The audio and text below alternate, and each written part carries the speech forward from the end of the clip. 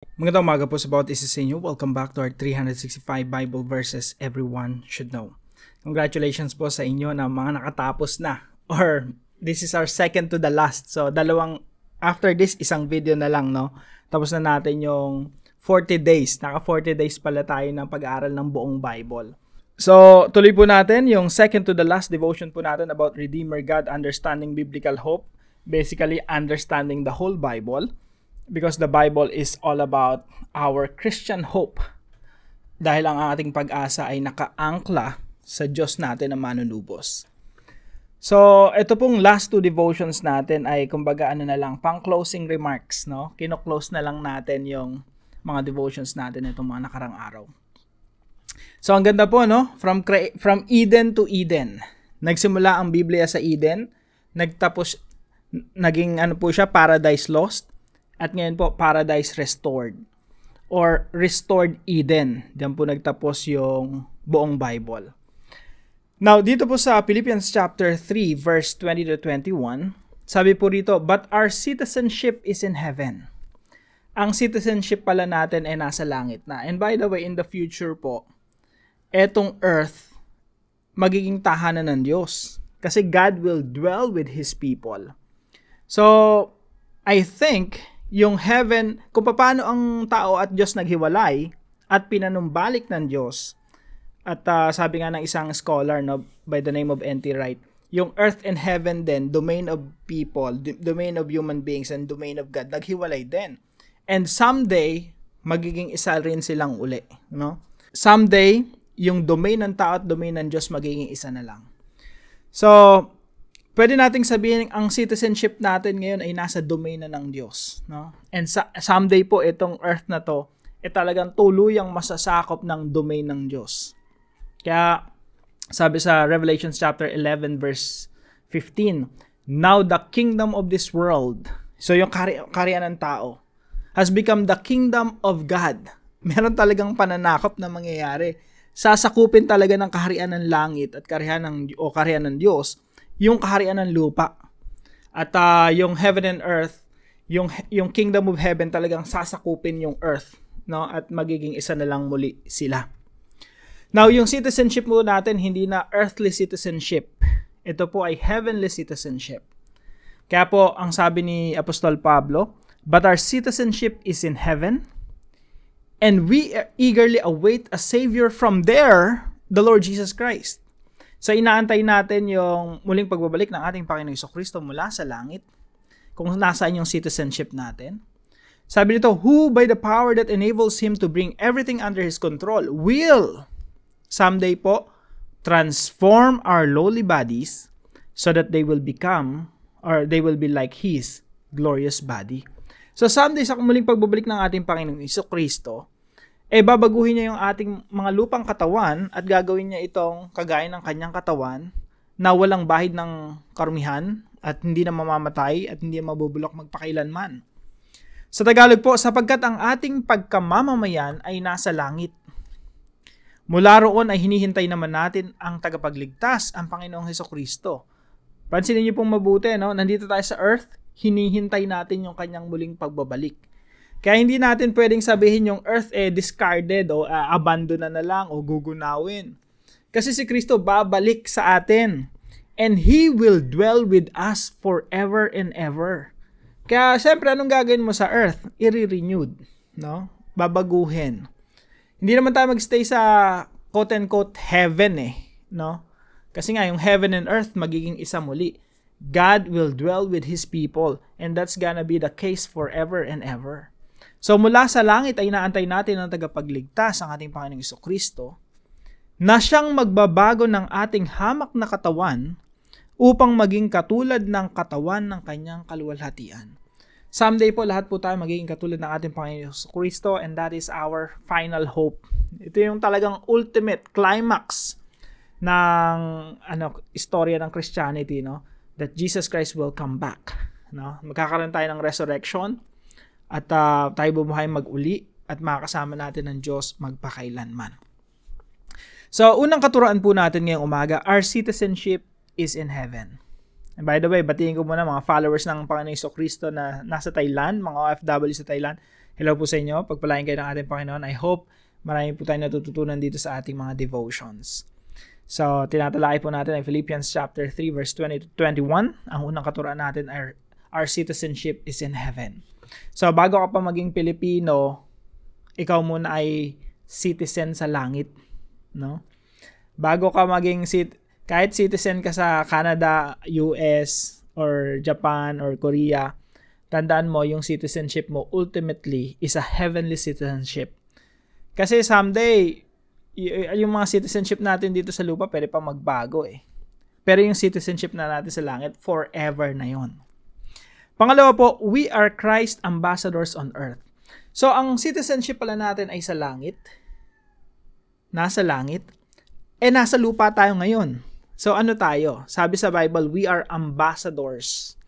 Ibig sabihin, mga delegates, delegado, or mga sugo ng Panginoon, no? And we are representing heaven. We are representing the territory of God. We are representing the Lord Jesus Christ, the King of Kings and the Lord of Lords. Tayo po yung mga ambassadors, mga sugo, mga, kumbaga, diplomats, no? Tayo ay merong, yung mundo, kaaway ng Diyos, pero tayo yung mga nagtatayo ng embassy rito hanggang sa makolonize yung buong mundo. Hanggang sa ma-disciple lahat ng mga bansa sa mundo, maging tagasunod ng ating Panginoong Jesucristo.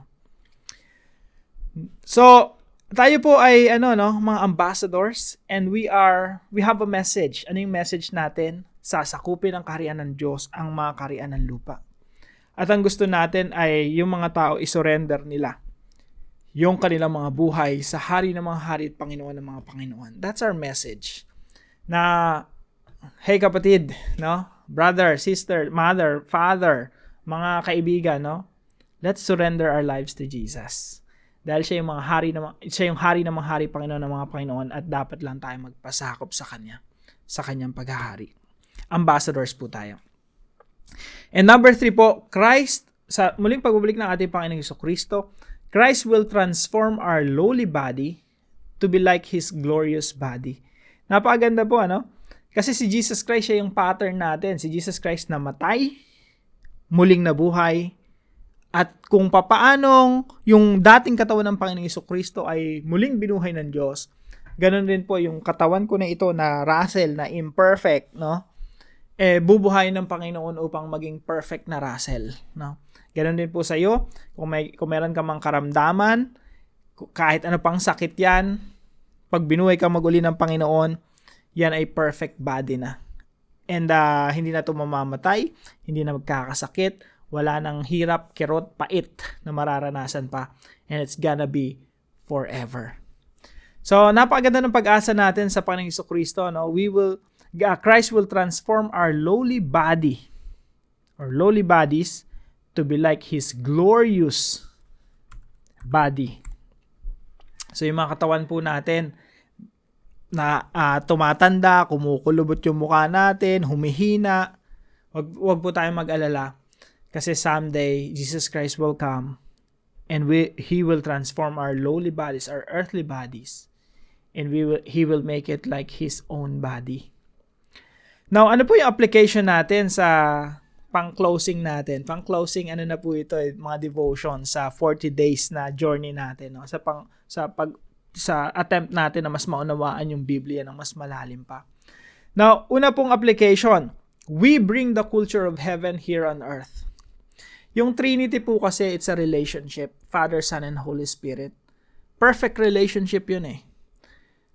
Wala namang problema, wala na silang problema, wala na silang kumbaga perfect na sila eh. They don't need us. The Father, Son, and the Holy Spirit, merong community within the Trinity. Each person, wala na eh. Meron ng love. Pero ang gusto ng Diyos, yung love within the Trinity, maibahagi sa atin. Yung culture ng Diyos na napakaganda, yung may pag-ibig, may hustisya, may pagmamalasakit, merong, they're happy, Si Jesus, happy. There's only one God, okay? I'm not tritheism, or I'm not tritheist. There's only one God in 3 persons. There is community within the Trinity. Now, yung culture ng Diyos na namamayagpag sa langit, yun yung ibinababa niya sa lupa. Kaya nga yung panalangin ng Panginoong Jesucristo na tinuro sa mga alagad, no?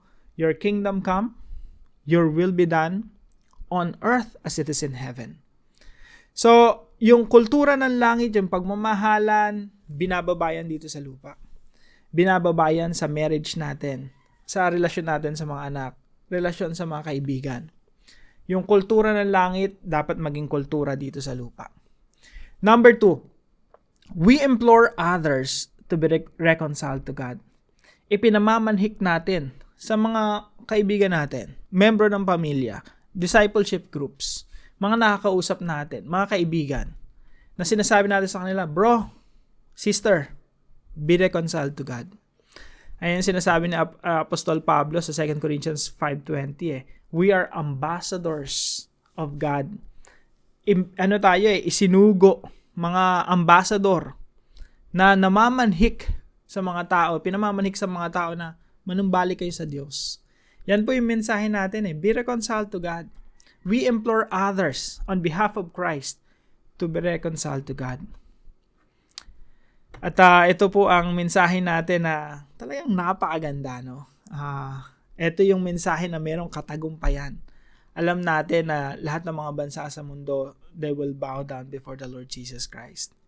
At yung mundo natin, mahe-heavenize. No? May term na na-invento, heavenizing earth. And number 3 po, we wait. Tayo po ay nag-aantay. Kagaya sabi sa sulat na to, we eagerly wait. Hinaantay natin yung ating tagapagligtas, ang ating Panginoong Jesucristo. We wait for the final coming of Christ and future resurrection of our bodies to live in the renewed creation. Ang ganda po ng future natin. Napakaganda. Yan po ay regalo sa atin ng Diyos. Yan po ay biyaya sa atin ng Diyos. Hindi tayo karapat-dapat tumanggap niyan. Hindi tayo karapat-dapat manahin, magmana ng pagmamayari ng Panginoon. Just mantakin mo, no? Sabi ni Apostol Pablo, Romans chapter 8:16 and 17, lahat ng mga pagmamayari ni Kristo, pagmamayari mo rin. We will inherit the whole of creation. Bakit? We are co-heirs with Christ. Yan po ang sabi ni Apostol Pablo. At makakasama natin siya sa perfect world, with perfect body, with perfect people, at we will be in the perfect renewed creation forever and ever. Kaya po yung tanong natin ngayong umaga, do you heavenize your relationship or do you make it a hellish one? Citizens na tayo ng langit Our citizenship is in heaven. So yung culture ng langit, binababa natin dito. Binababa natin sa ating mga relasyon. Do you make your relationship feel like heaven? Yung asawa mo ba parang nasa langit? Magandang tanong yun Yung asawa mo ba feeling niya na para siyang nasa langit pagkasama ka? Yun po yung ibig sabihin, you're heavenizing your relationship. Yung pagmamahal sa langit na napakaganda, ibinababa mo rito sa lupa. Do you heavenize your relationship or do you make it a hellish one? Mala-impyerno na relasyon. Unfortunately, sa mga relationships, no, sa mag-asawa, mostly sa mga mag-asawa, minsan kahit mga Kristiyano na, mala-impyerno pa rin. No? Matinding magsigawan, matinding mag-away, magsasakitan, samantalang may mga Kristo sa puso. No? Hopefully, di ba? May mga Kristo sa puso. Pero pag nag-away, mala-impyerno. No? Hindi po yan ang kultura ng langit at hindi po yan ang gusto ng Diyos na binababa natin dito sa lupa. Remember this, our citizenship is in heaven at yung kultura ng langit, pag-ibig sa langit, yan ang binababa natin sa lupa. So, do you heavenize your relationship or do you make it a hellish one? How can you improve your relationships? Anong gagawin mo para mas ma-improve? Para mas ma-represent mo bilang ambassador ng Diyos? Paano mo ma-represent si Jesus Christ dito sa lupa?